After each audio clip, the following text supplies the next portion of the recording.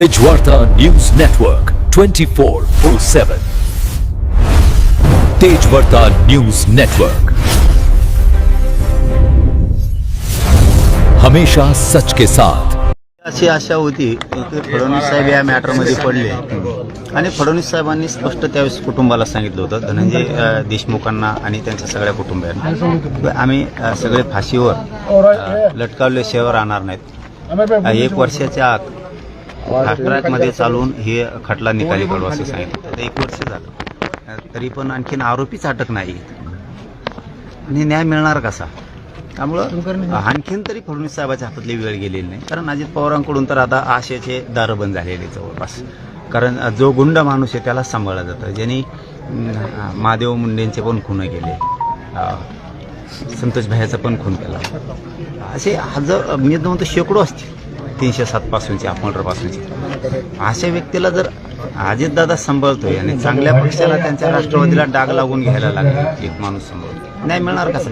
आणि जो माणूस किती दिवस सांभाळायचा, जो माणूस इतका क्रूर हत्या करणारा तो आरोपी, त्याच्याविषयी जर परळीतून तो धनंजय मुंडे म्हणतो की मला आठवण येते, तरी पण तो अजित पवार सांभाळतो, म्हणजे अजित पवाराचा बी एक होणार हात इतकं काय असं वाटायला लागलं। आता म्हणायला नाही पाहिजे, परंतु एखाद्या आरोपीला बळ देणं म्हणजे त्याचा अर्थ तेच होतो की तुम्ही किती दिवस असले घाण नीच वृत्तीचे लोक सांभाळणार आहे। त्यामुळे आता आम्हालाच लढावं लागणार, त्याला आता नाविलाज। आता जशाल तसं उत्तर दिल्याशिवाय पर्याय नाही, कारण देशमुख कुटुंबाला जर तुम्ही धमक्या देणार असलात, तुम्हाला वाटतं तसं नाही आहे, तुम्हाला वाटत असेल हे खूप शांततेत चाललं, एक संयम असतो, एक सहनशीलता असते, त्या हिशोबाने चाललेलं आहे। एकदा जर का मराठ्यांनी हातात घेतलं नाही, टोळे मोडून काढायला वेळ बी नाही लागणार, पुरी टोळी त्याला आता काय, मला तर वाटतं त्याला नाविलाज। हे राहून एखादी घटना झाल्यावर शांत होती, बजरंग बाप्पाचा असेल किंवा क्षीरसागरांचा असेल किंवा त्याच्यात प्रकाशदादाचं असेल, जे लढणारे आहेत, पंडित आहेत, हे जे लढणारे जेवढे यांचं जर म्हणणं असेल चला, तर मी समाज म्हणून मीही त्यांच्या दारात संतोष भाईच्या न्यायासाठी जायला तयार आहे। पण तुम्ही न्याय नाही दिला तर हे मात्र खेळ पांगणार आहे, हे मात्र खरं। तुम्ही मागणी केली तर तुम्ही जाणार आहे, तुमची वैयक्तिक काय मागणी, म्हणजे तुम्ही जाणार आहे का? आम्ही तर लढून न्याय मिळणारच, मग लढून तर न्याय मिळणार, सोडणारच नाही। मी माझी भूमिका सांगितली बघा, जर आम्हाला वाटलं की न्याय मिळण्याचा अंदाजच नाही, जशाल तसं होणार। तुम्हाला जे वाटतं ना की मराठा संयमान आहे, मराठा एक इतका शांत समाज आहे की बघतो किती दिवस जमतंय, आणि एकदा जर का उखडला मग मात्र सोडत नाही।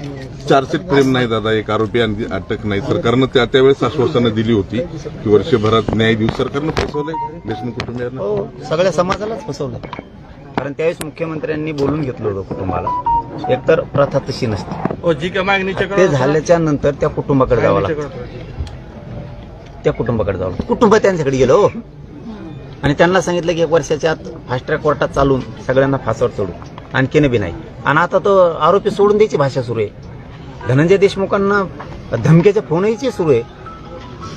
फक्त माझं एक सांगणं आहे त्याला, पळेतल्याला एवढंच सांगणं आहे, बघ तुला बदल करून घ्यायचा असला तर घे, नसन घ्यायचा तर नको घेऊ, पण एक सांगणं आहे तुला, आणखीन तरी शहाणा होय, आणि तो ही जी बुळबुळ आहे ना थोडी, त्याच्यामुळं वाईट दिवस येईल, असं वागू नको आणि त्यांना वागायचं बंद कर। जर का देशमुख कुटुंबाला धमक्या यायला लागल्या, खरं सांगतो तुला, आम्ही सहन करतो, तो सहन करतो, एकदा जर मागं लागलोत ना भयानक नेट उभा काढूत आम्ही सगळ्यांचा, टोळीच नेट होत मग आम्ही।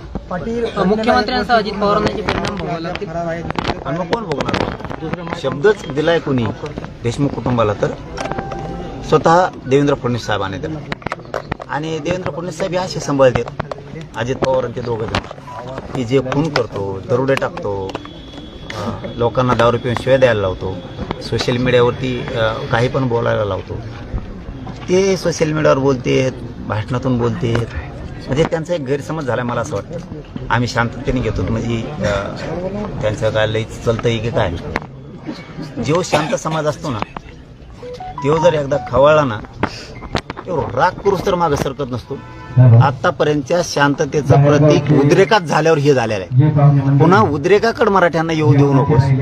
तू खरंच शहाणा होय, तुला वाटत असेल तुला लाकडं फोडणार आहेस, पण टोळी आणि तुला संपवायला मराठ्यांना वेळच लागणार नाही आणि ती वेळ येऊ देऊ नको. त्याच्यामुळे आरोपीच्या मागे उभा राहू नको, शहाणा होय. दादा अजितदादांना तुम्ही भेटणार आहे का? कारण त्याला काय तुम्ही भेटायचं? त्यांना सांगता की अजित त्यांनी पवार पाठीशी वरती घेतलं. उपस्थित केली. त्याला नाही भेटायचं, त्याला काय भेटायचं? त्यामध्ये अजित पवार कायचं अजित पवार कायच का? अजित पवार नाही, फेडूच नाही, कोण नाही, कोण कशाला भेटायचं? अहो जेव माणूस त्या माणसाला खून केलाय संतोष भाईचा, इतका सज्जन माणूस खून करणार केलाय आणि ह्यो म्हणून तुम्हाला आरोपीची आठवण येते मतासाठी. याचा अर्थ तू आणि ते एक आहे. याला सहआरोपी फडणवीस साहेबांनी अजितदादांनी करायचं, मग मात्र तुमच्या म्हणण्याप्रमाणे मग भेटू. आणि हे असलं ठोता कशाला? त्याला काय कोणी केलं आता? नाही सहआरोपी केलं. स्टार पंक्चर का काहीतरी केलं आता त्याला. हा. बघा हे अजित पवार त्याला राज्याचं काहीतरी केलं, स्टार पंक्चर का काय करून. म्हणजे बघा इतके नीच वृत्तीच्या माणसाला, इतक्या घाण प्रवृत्तीला तुम्ही असं बनवता. कोणची जात सोडली हो?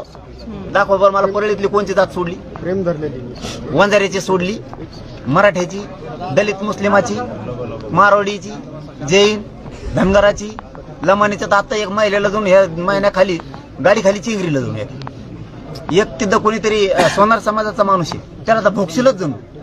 कोणचा परळीतला कोणता माणूस सोडला यांनी? आणि याला अजित पवार सांभाळणार. अजित पवारांचा चांगला पक्ष उचल डाग लावून घ्यायला लागली ती असलं नासकं सांभाळून. त्यांच्या पक्षात काय चांगले नेते नाहीत का दुसरे सांभाळायला? अजित पवारांच्या ओबीसीचे नेते नाहीत का दुसरे चांगले? ते सांभाळा, ते मोठे करा ना, तुमचा पक्ष मोठा होईल ना. असलं नासकं कसा सांभाळता येईल? नाही आता यांचा आम्ही नेटोबा आम्हीच करतो, त्याशिवाय आम्हालाच पर्याय नाही. संतोष देशमुख हत्या प्रकरणाचं प्रकरण जे आहे ते न्यायालयात न्यायप्रविष्ट आहे. मग न्यायालयाच्या वतीनं हे प्रकरणाला दिरंगाई होते असं आपल्याला वाटतं का हलवण्यासाठी? आणखीन आरोपीच अटक नाही. मला तरी वाटतं धनंजय मुंडेला सहआरोपी करून अटक केल्याशिवाय चार्ज फ्रेम करत नाहीत असं अंदाजा दिसतो फडणवीस साहेब. त्याला अटक करतील या आशा बाळगतो आम्ही जरा ह्या महिन्यात. जर त्याला सहआरोपी करून अटक केलं तर मग मात्र न्याय मिळत नसता. फडणवीस साहेबांचा असा अर्थ होईल की फडणवीस साहेबच आरोपींना सोडून द्यायला लागले. अजित पवार तर आरोपीतच मिक्स. त्यांना अटक करावं म्हणून काय आंदोलन उभं करणार? आता जसेल तसंच वागावं मी होतो. कवरच आता असे मेणबत्त्या घेऊन पळावं. आठवं बरं संतोष भाईचं प्रकरण. अरे खून करणं, तोंडापर्यंत मुतणं तुमच्या नीच अवलाद. तरी आता कवर मेणबत्त्या घेऊन चालावं आम्ही कुठं तरी. आता नुसत्याच क्षेत्रीय मराठी म्हणून तरी काय होते का? मग धडाधड पोरं मारून टाकायला लागले, काळं निळं केलं हाणून, तोंडात मुतले. इतकी नीच प्रवृत्तीची पायदाशी कवर मेणबत्त्या जाळावा आम्ही तरी त्यालाच आठवण येते त्याची. इतकी क्रूर हत्या करणाऱ्याची याला आठवण येते. म्हणजे ह्यो किती नीच. कवर मेणबत्त्या जाळायचे रे. तुम्ही आरोपी सुटू द्या, मग सांगतो तुम्हाला बी, सगळ्यात त्याला बी सांगतो, टोळीकडे बी बघतो.